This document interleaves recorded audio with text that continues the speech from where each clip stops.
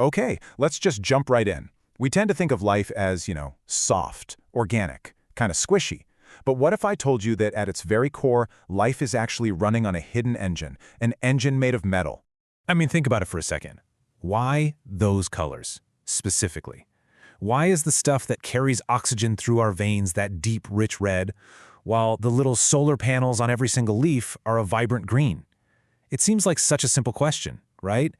But the answer opens up this absolutely fascinating hidden world. And here it is. The surprising answer is metal. Yep, our blood is red because of hemoglobin, a molecule that's built around a single atom of iron. And plants are green because of chlorophyll, which has an atom of magnesium sitting right at its heart. It's really that simple, but also that profound. And believe it or not, this entire field of study has a name. It's called bioinorganic chemistry. It's the science that's dedicated to understanding this exact connection, the absolutely crucial role that inorganic stuff, especially metals, plays inside the machinery of life. So to really get this, we've got to start by looking at life's basic ingredient list. What does it actually take to build a living thing from scratch? Well, here's the starting lineup. You've got your heavy hitters: carbon, hydrogen, nitrogen, and oxygen. They make up most of us. And then you have others like sodium, potassium, and calcium. You could think of these as the bulk materials, right? The bricks and mortar that you need in huge amounts for pretty much any life form to even exist. But here's the thing. Making life isn't just about having a giant pile of building materials. You also need the specialists, the experts that can come in and perform the really tricky jobs that those common elements they just can't handle them.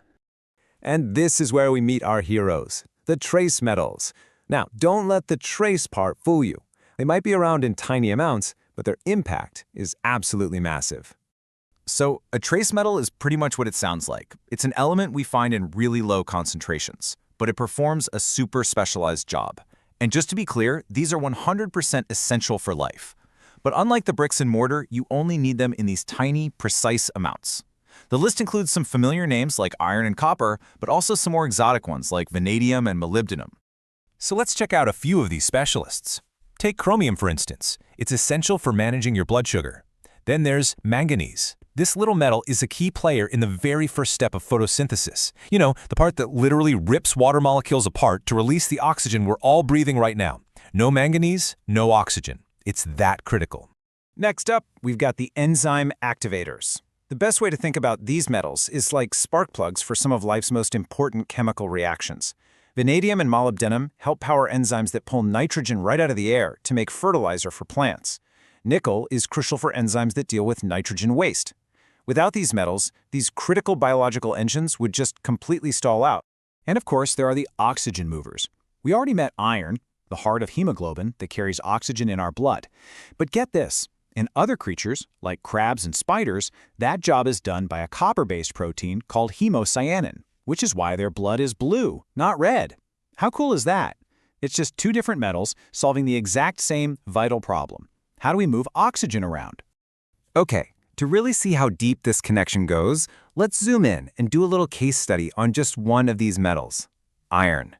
Because iron, it's not just a one-trick pony. It's a true biological master of multitasking, and it performs some of the most fundamental jobs in nearly every living thing on the planet.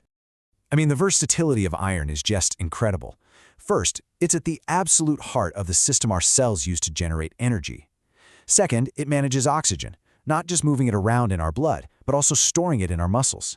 And third, it's a key piece in countless enzymes that oversee this huge range of critical reactions. But there's a catch.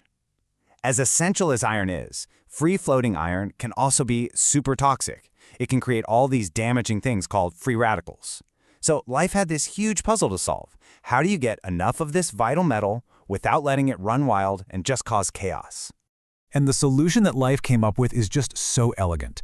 It evolved these special molecules called siderophores. You can think of them as nature's own dedicated iron scavengers. Their one and only job is to go out, find iron atoms, grab onto them really tightly, and then safely shuttle them exactly where they need to go. It is a perfect system of control. Okay, so let's zoom back out.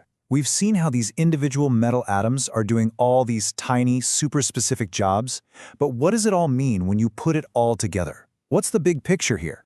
Well, what it means is that these metals are the fundamental link between the non-living and the living. They are the actual chemical bridge that connects the geology of our planet, the rocks, the minerals, the very dirt under our feet, to the complex breathing biology that's thriving on its surface. It's really an incredible thought when you stop and think about it. Life didn't just appear on Earth, it was built from it. The tiny metal atoms that are scattered throughout our bodies, they aren't just passive passengers. They are, quite literally, the very engines that are driving life itself. And that leaves us with one final, kind of mind-bending thought to chew on. Our biology is perfectly tuned to the specific metals that were available on our planet. So, if life exists somewhere else in the universe, on worlds with a completely different geological makeup, what could their hidden engines be made of?